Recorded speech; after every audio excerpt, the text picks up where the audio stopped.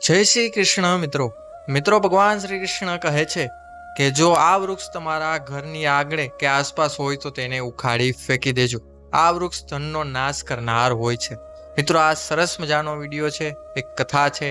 સરસ મજાની કથા ભગવાન શ્રી કૃષ્ણ તેમના સખાને સંભળાવે છે અને આ કથાના માધ્યમથી તમને ખબર પડશે કે કયા વૃક્ષ ઘરમાં લગાવવા શુભ છે અને કયા અશુભ. એક સમયની વાત છે. ભગવાન શ્રી કૃષ્ણ તેમના મિત્રોને મળવા માટે દ્વારિકા નગરી પધાર્યા. ભગવાન શ્રી કૃષ્ણ તેમના મિત્રોનું સ્વાગત કરે છે અને તેમને આવવાનું કારણ પણ પૂછ્યું.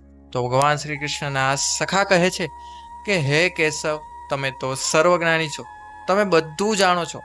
આજે હું એ જાણવાના ઉદ્દેશથી આવ્યો છું કે મનુષ્યને કયા કયા વૃક્ષો રોપવા જોઈએ અને કયા કયા વૃક્ષો ભવનની સામે લગાવવા જોઈએ અને કયા વૃક્ષોનું રોપણ કરવાથી દરિદ્રતા દૂર થાય છે તથા શત્રુ રોગ, ભય, ભૂત, પિશાચ વગેરે સંકટોથી બચવા માટે કયા વૃક્ષો ભવનની સીમામાં લગાવવા જોઈએ, એટલે કે ઘરના આંગણામાં લગાવવા જોઈએ.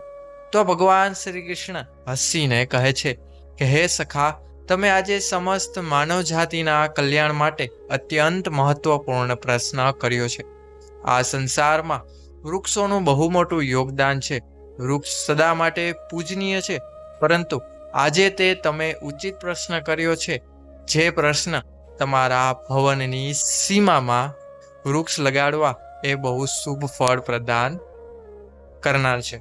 મિત્રો, વૃક્ષ, ફૂલ, છોડ ઘરની સુંદરતા તો વધારે જ છે, પણ સાથે વાતાવરણને પણ શુદ્ધ રાખે છે.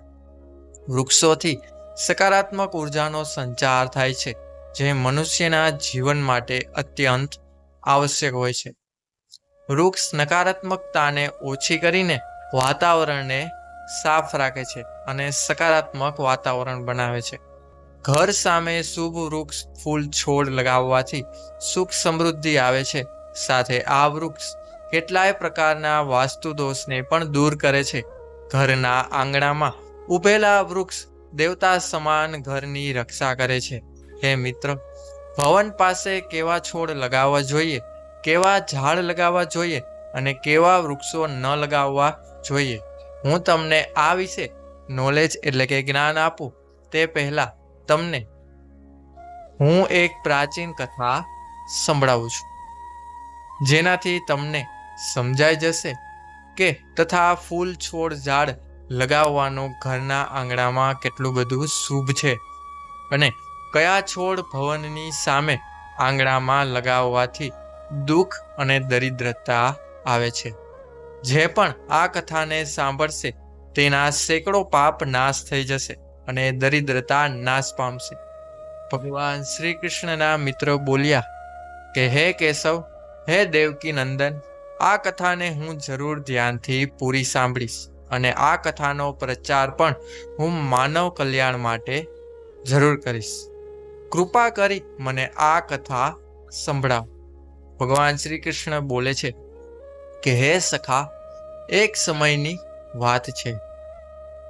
એક સમય અત્યંત સુંદર એવા નગરી હતી. એ નગરીમાં ધનેશ્વર નામનો એક વૈશ્વ જાતિનો એક બ્રાહ્મણ તેની પત્ની સુમતિ સાથે રહેતો હતો. ધનેશ્વર ભગવાનનો ભક્ત હતો. એ નિત્ય ભગવાનની પૂજા સેવા કરતો હતો. ધનેશ્વરની પત્ની પણ સુશીલ અને ગૃહકાર્યમાં નિપુણ હતી. ઘરમાં ધન ધાન્યની કોઈ કમી ન હતી. ભગવાનની કૃપાથી એની પાસે બધું જ હતું અને આમ સુખમય ઘણા બધા દિવસો વીત્યા. જે ધનેશ્વરની પત્ની સુમતિ હતી, તેણે એના આંગણામાં અમુક જાતના વૃક્ષ રોપ્યા હતા અને નિત્ય રોજે વૃક્ષને જળ ચડાવ્યા અને એ વૃક્ષોની ખૂબ જ કાળજી રાખતી હતી. પરંતુ ધનેશ્વરની પત્નીને વૃક્ષ રોપણનું જ્ઞાન ન હતું કે કેવા વૃક્ષ આંગણામાં લગાવવા જોઈએ અને કેવા નહીં. જે વૃક્ષ સારા લાગે એ વૃક્ષનું રોપણ એને કર્યું. એના ઘરની સીમામાં જે વૃક્ષ અશુભ હોય છે એ વૃક્ષ પણ એણે તેના ઘરના આંગણામાં રોપી દીધા અને એ વૃક્ષને રોપ્યા તેણે ઘરના આંગણામાં, તો એ કારણથી એ ધનેશ્વરને વેપારમાં ઘણું બધું નુકસાન થવા લાગ્યું. ધીરે ધીરે એનો ધંધો ચોપટ થવા લાગ્યો. ઘરમાં રોજ કલેશ ઝઘડા થવા લાગ્યા. પતિ પત્નીમાં વારંવાર ઝઘડા થતા. એ બંનેના જીવનમાં અનેક ઘટનાઓ આવી, અનેક મુશ્કેલીઓ આવી. ધનેશ્વરનો બધો જ વેપાર ડૂબી ગયો, બધું નુકસાન થયું અને બધું ધન સંપત્તિ બધું જ ચાલ્યું ગયું. હવે ધનેશ્વર પાસે અનાજ ખરીદવાના પણ પૈસા ન રહ્યા. એ ભૂખ્યા રહેવા લાગ્યા, જેનાથી એની પત્ની વ્યાકુલ થઈને તેના પતિ પર ક્રોધે ભરાવવા લાગી. કંટાળીને ગુસ્સો કરવા લાગી. એ એના પતિ ધનેશ્વરને કહેતી કે ક્યાંક કામ શોધો, ક્યાંક કામ કરવા માટે જાઓ. તો ધનેશ્વર કામ માંગવા માટે ગામમાં ભટકતા હતા. જ્યાં ત્યાં ભટકે પણ ક્યાંય કામ ન મળે. એની પત્નીને આવીને કહે કે મને કોઈએ કામ નહીં આપ્યું. હે ભદ્રે, મને કોઈ કામ નથી આપતું. હવે હું કયા કામ શોધવા માટે જાઉં? હું શું કરું? એ બંને પૂરી રીતે થાકી ચૂક્યા હતા, જિંદગીથી હારી ગયા હતા. કાંઈ સમજાતું જ ન હતું. બંને પાસે કંઈ નવો ઉદ્યોગ કરવા માટે પણ કંઈ જ બચ્યું ના હતું. ધનેશ્વર તેની પાસે પત્નીના બધા જ ઘરેણાં વેચી નાખ્યા અને જે પણ થોડું ઘણું અનાજ મળ્યું તેનાથી તે પેટ ભરી રહ્યા હતા. આવી રીતે અશુભ વૃક્ષ લગાવવાના કારણે બંનેના જીવનમાં ઘોર દરિદ્રતા આવી અને સંકટ આવવા લાગ્યું. પરંતુ એ બંનેના આ વાતને જાણતા જ ન હતા. પછી એક દિવસ એક સાધુ મહાત્મા ધનેશ્વરના આંગણે આવ્યા અને એને જોઈને એ ધનેશ્વર એને પ્રણામ કર્યા અને કહે છે કે હે સાધુ મહારાજ, મહાત્મા પધારો, તમારું સ્વાગત છે. આ ગરીબના ઘરમાં તમારું સ્વાગત છે. કહો, હું તમારી શું સેવા કરું? એ સાધુ મહારાજ બોલ્યા, હે મહોદય, હું તીર્થયાત્રા કરવા માટે નીકળ્યો છું. હું આરામ કરવા માટે જગ્યા શોધી રહ્યો છું. જો તમને કંઈ તકલીફ ન હોય તો મને તમારા ઘરમાં બસ એક રાત માટે જગ્યા આપશો ને એક રાત માટે મને તમારા ઘરમાં રહેવા દો. હું ઘણા દિવસથી ભૂખ્યો તરસ્યો છું.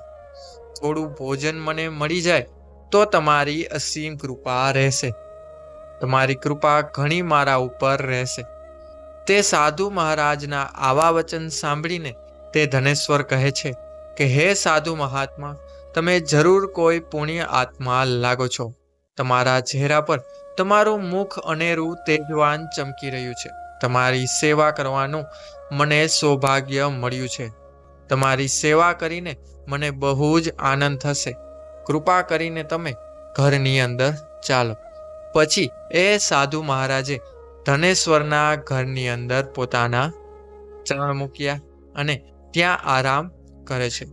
હવે એ સાધુની બહુ સેવા કરવા લાગ્યો, પરંતુ એની પાસે અન્નનો એક પણ દાણો નહીં. ઘરમાં શું જમાડે?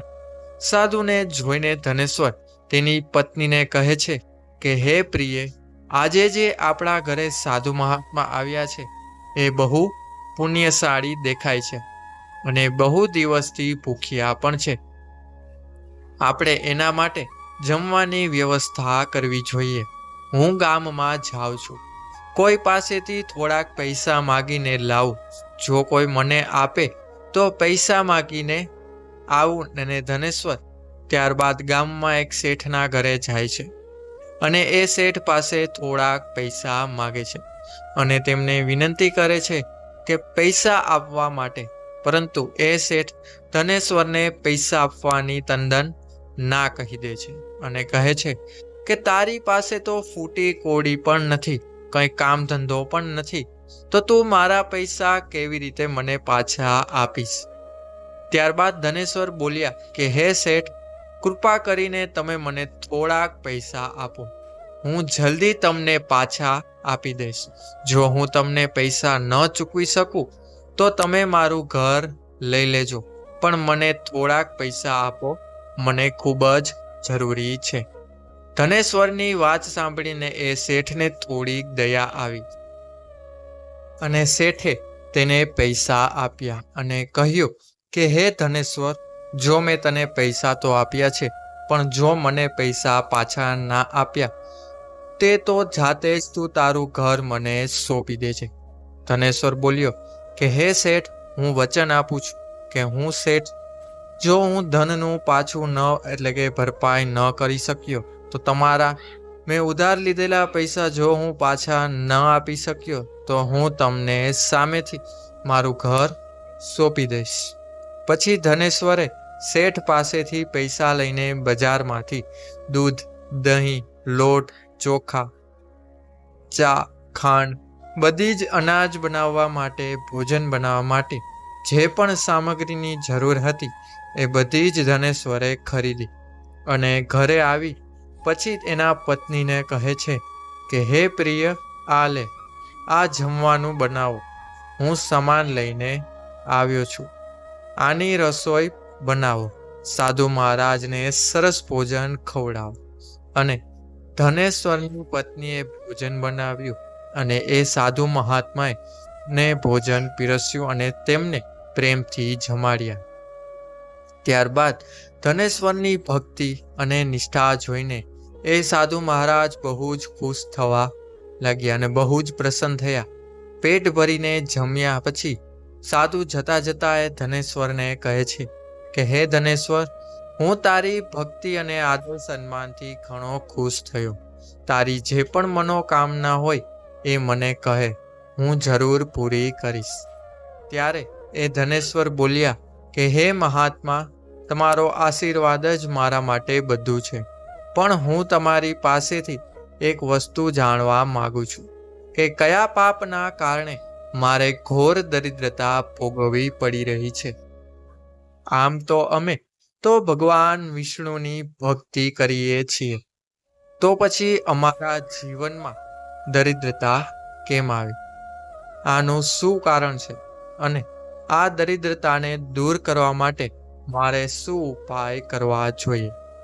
ત્યારબાદ એ સાધુ મહાત્મા બોલ્યા કે હે ધનેશ્વર, જ્યારે હું તારા દરવાજે આવ્યો, તારા આંગણે આવ્યો હતો, ત્યારે જ મને ખબર પડી કે તારા જીવનમાં ઘોર દરિદ્રતા અને સંકટ છે, કેમ કે તારા ઘરના આંગણામાં જે વૃક્ષ છે એ જ વૃક્ષ તારી દરિદ્રતાનું કારણ છે. માટે તે એ વૃક્ષને હટાવીને એની જગ્યા પર શુભ વૃક્ષો, નોકા વૃક્ષોનો છોડનું રોપણ કર. તારી પત્નીએ તારા ઘરની સામે, તારા ઘરના આંગણાની સામે જે વૃક્ષ રોપ્યું છે એ વૃક્ષને કારણે તારી આ દુર્દશા થઈ છે. ધનેશ્વર કહે છે કે હે સાધુ મહાત્મા, કૃપા કરીને મને કહો કે ઘરની સામે કયા વૃક્ષ લગાવવા જોઈએ જેનાથી ઘરમાં સુખ સમૃદ્ધિ આવે, એ મને વિસ્તારથી કહો. હું તમારો બહુ જ આભારી રહીશ. ત્યારબાદ એ સાધુ મહાત્મા બોલે છે કે ઠીક છે, હું તને શુભ વૃક્ષ વિશે કહું છું જેને ઘરની પાસે લગાવવાથી શુભ ફળ મળે છે, માટે તું ધ્યાનથી સાંભળજે. હે ધનેશ્વર, કોઈ જળાશય એટલે કે કોઈ નદી, તળાવ પાસે જળાશયની નજીક જો પીપળાના વૃક્ષને રોપવામાં આવે અને એનું જે ફળ મળે એ સેંકડો યજ્ઞ સમાન હોય છે. જ્યારે પીપળાના પાન એ જળાશયમાં પડે છે તો એ પિંડ સમાન થઈને પિતૃઓને તૃપ્ત અને તૃપ્તિ પ્રદાન કરે છે. આનાથી બધા જ પ્રકારના પિતૃઓને ના દોષથી મુક્ત થઈ જાય છે. જો તમે મનુષ્ય નિત્ય સ્નાન કરીને પીપળાના ઝાડને સ્પર્શ કરે છે તો એ બધા જ પાપોથી મુક્ત થાય છે અને ક્યારેક જીવનમાં હારતો નથી. પીપળાને સ્પર્શ કરવાથી લક્ષ્મીજીની કૃપા પ્રાપ્તિ થાય છે અને એની પ્રદક્ષિણા કરવાથી મનુષ્યના આયુષ્યમાં પણ વૃદ્ધિ થાય છે. પીપળાના ઝાડમાં વિષ્ણુ વચ્ચે શિવજી અને ઉપરના અગ્રભાગમાં બ્રહ્માજી વાસ કરે છે. બ્રહ્માજી, ભગવાન વિષ્ણુ અને શિવજી સ્થિર છે આમાં અમાસના દિવસે પીપળાને પગે લાગવાથી જે ફળ મળે છે તે 1000 ગાયોના દાન બરાબર હોય છે. આ સંસારમાં પીપળાના સમાન કોઈ વૃક્ષ નથી. સાક્ષાત શ્રી હરિ આ વૃક્ષના રૂપમાં પૃથ્વી પર વાસ કરે છે. પીપળાના વૃક્ષને નુકસાન પહોંચાડવું કે અથવા તેની ડાળી તોડવી એ મહાપાપ માનવામાં આવે છે.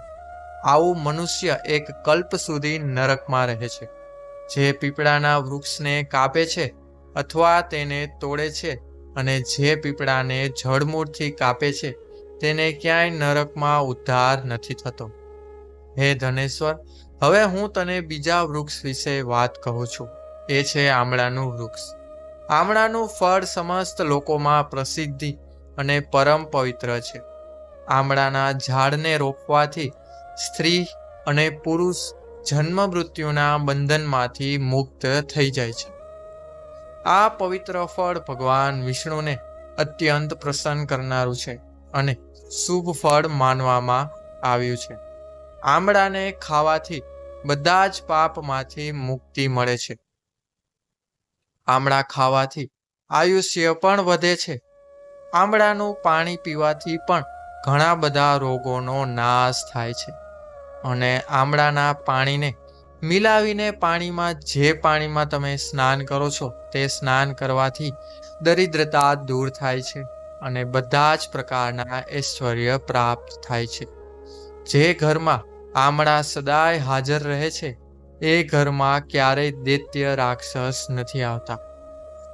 એકાદશીના દિવસે જો આમળા મળી જાય તો તે સંસારના બધા તીર્થની પણ વધારે એટલે કે બધા તીર્થ સ્થાનો કરતાં પણ વધારે ફળ પ્રાપ્ત થાય તેવું પુણ્ય મળે છે. બધા તીર્થ કરતાં પણ વધારે ફળ પ્રાપ્ત થાય છે. માથાના વાળમાં આમળાનો રસ લગાવનાર વ્યક્તિ ક્યારેય ફરી જન્મ લેતો નથી. તેને મોક્ષ પ્રદાન થઈ જાય છે. જે ઘરના આંગણામાં કે સામે આંગણાનું વૃક્ષ હોય તે સાક્ષાત લક્ષ્મીનારાયણ નિવાસ કરે છે. ત્રીજું છે આસોપાલવનું વૃક્ષ. અશોકનું વૃક્ષ. આસોપાલવના વૃક્ષમાં અપ્સરાઓ નિવાસ કરે છે. આ ઝાડ દુઃખ શોકનો નાશ કરનારી છે તથા નિરાશાને સમાપ્ત કરનારું છે. આ વૃક્ષને ઘરની પાસે લગાવવાથી તમારા ઘરમાં સુખ શાંતિ બની રહે છે. મિત્રો, આસોપાલવનું ઝાડ શીતળતા અને સુંદરતા પ્રદાન કરનારું છે તેવું માનવામાં આવે છે. મા લક્ષ્મીએ જ્યારે દેવી સીતાના રૂપમાં જન્મ લીધો ત્યારે રાવણ દ્વારા હરણ કરાયા બાદ સીતાજીનો વાસ અશોક વાટિકામાં હતો. અશોક વાટિકા એટલે આસોપાલવની વાટિકા. અશોક એટલે કે આસોપાલવ. આસોપાલવના વૃક્ષમાં સીતાજીના આસોપાલવના વૃક્ષ એટલે કે સીતાજીનું બહુ સેવા કરી હતી. એટલે માં સીતાજીએ અશોકના વૃક્ષ એટલે કે આસોપાલવને વરદાન આપ્યું હતું કે જે પણ સ્થાન પર આ આસોપાલવનું વૃક્ષ હશે ત્યાં એમનો સદાય વાસ રહેશે. એટલે મિત્રો, આસોપાલવના વૃક્ષમાં સીતાજીનો વાસ હોય છે તેવું માનવામાં આવે છે. ત્યારબાદ છે પાકનું ઝાડ, જે ગુજરાતીમાં આપણે પીપળાનું ઝાડ પણ કહીએ છીએ. દરેક મનુષ્યને પીપળાનું ઝાડ તો જરૂર લગાવવું જોઈએ. આ વૃક્ષ લગાવવાથી મનુષ્યને જે ફળ મળે છે તે મહાયજ્ઞના ફળ સમાન હોય છે. કળિયુગમાં મનુષ્ય યજ્ઞ નથી કરી શકતા તો મિત્રો યજ્ઞનું પુણ્ય ક્યાંથી મળી શકે? તો તે વ્યક્તિએ એક પીપળાનું ઝાડ ઘરમાં જરૂર લગાવવું જોઈએ. પાંચમું છે લીમડાનું ઝાડ. લીમડાનું ઝાડ લગાવવાથી સૂર્યદેવ પ્રસન્ન થાય છે. લીમડાનું ઝાડ આયુષ્ય પ્રદાન કરનારું છે અને એવું પણ માનવામાં આવે છે કે આને ઘરની પાસે લગાવવાથી ઘણા પ્રકારના રોગોથી છુટકારો મળે છે. મા લક્ષ્મીને લીમડાના પાન અત્યંત પ્રિય છે, માટે મા લક્ષ્મી લીમડાના વૃક્ષ પાસે હંમેશા નિવાસ કરે છે.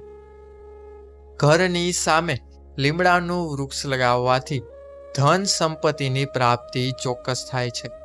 ત્યારબાદ છે મિત્રો છઠ્ઠું જાંબુનું વૃક્ષ. તો જાંબુનું વૃક્ષ જો કોઈ વ્યક્તિ કન્યા મેળવવાની ઈચ્છા રાખે છે, મતલબ કે જેને દીકરી જોઈએ છે, એને આ જાંબુનું વૃક્ષ જરૂર લગાવવું જોઈએ.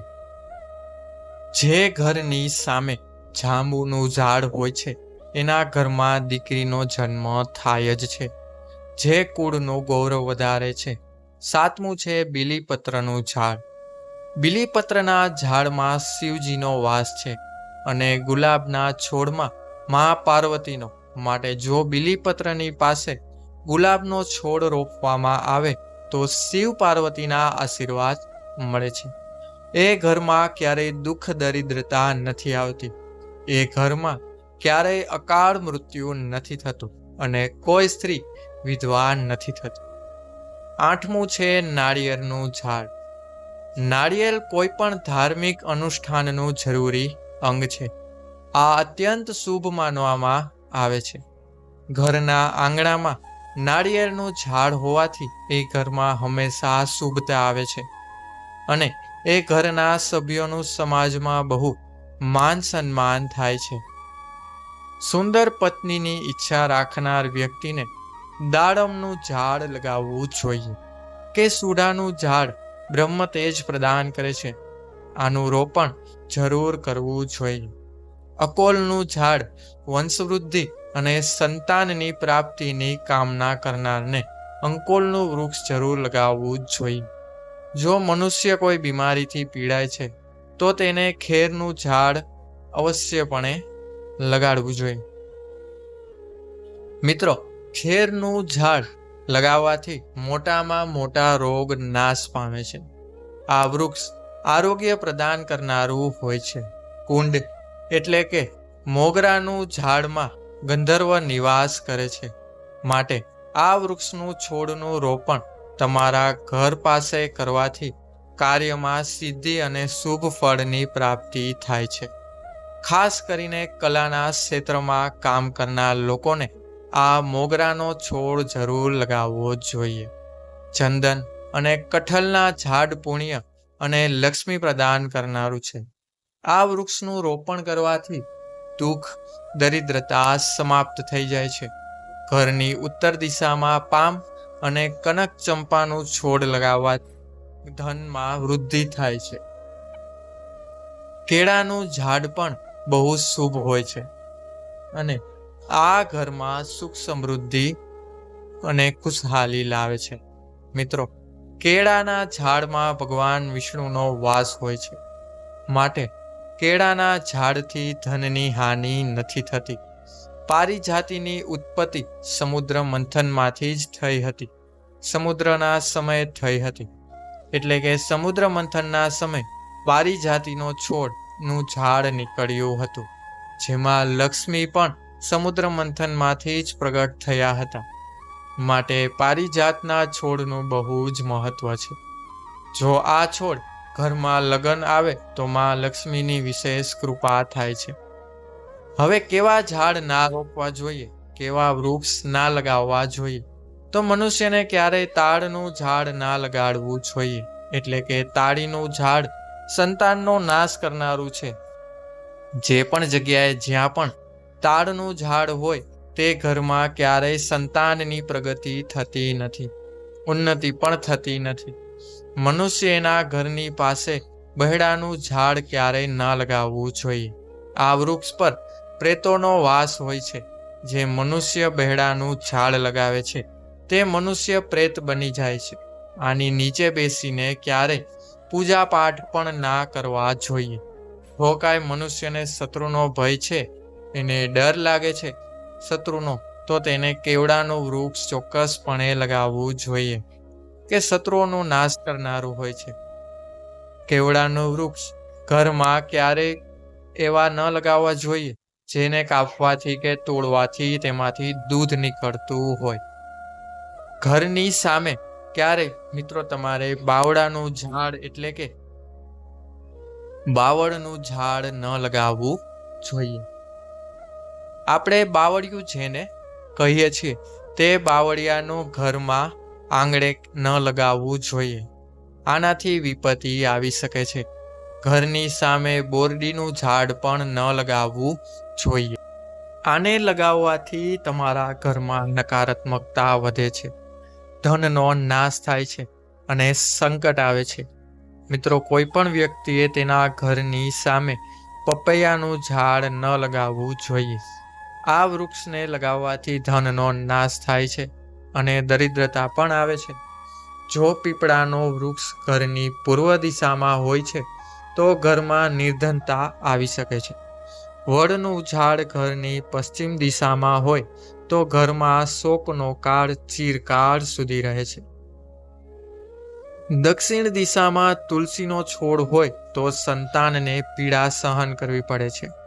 કોઈ પણ સુકાયેલ વૃક્ષની છાયા ઘર પર ન પડવી જોઈએ. એ મૃતનું સૂચક કહેવાય છે. સુકાયેલા મૃત વૃક્ષને તરત જ ઉખાડીને ફેંકી દેવા.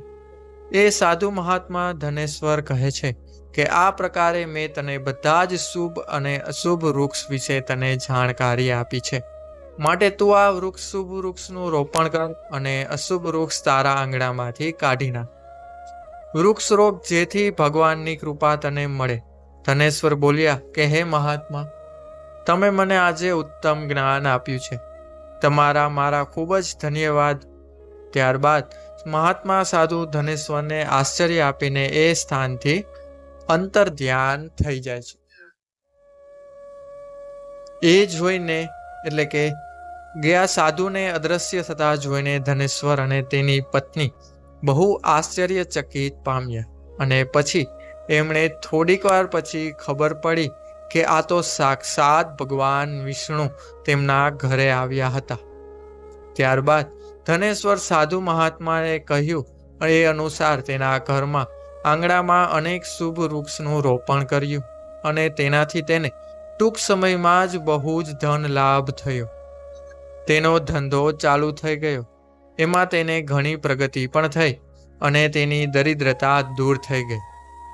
ધનેશ્વર અને તેની પત્ની ભગવાન વિષ્ણુને ધન્યવાદ કરે છે. ભગવાન શ્રી કૃષ્ણ કહે છે કે હે સખા, આવી રીતે મેં તમને શુભ અને અશુભ એમ બંને પ્રકારના વૃક્ષ વિશે તમને બતાવ્યું છે. હવે તમે પણ જઈને તમારા ઘરના ભવનમાં તમારી ભવનની સીમામાં આ શુભ વૃક્ષનું રોપણ કરો. તો મિત્રો, ભગવાન શ્રી કૃષ્ણએ આવી રીતે ભવનમાં એટલે કે ઘરના આંગણામાં, ઘરની સીમામાં કયા વૃક્ષ લગાવવા જોઈએ, શુભ કે અશુભ વૃક્ષ વિશે ભગવાને સરસ મજાની કથા સંભળાવી છે. આનાથી તમને ઘણી માહિતી મળી હશે. આ વિડીયોને લાઈક કરજો, શેર કરજો અને આ ચેનલને સબસ્ક્રાઈબ જરૂર કરજો. હવે મળીશું મિત્રો નવા વિડીયો સાથે, નવા ટોપિક સાથે. ત્યાં સુધી બધાને મારા રાધે રાધે. બધા લોકોએ વિડીયોને અંત સુધી જોયો તે બદલ બધાનો ખૂબ ખૂબ આભાર. બધાનો ખૂબ ખૂબ ધન્યવાદ.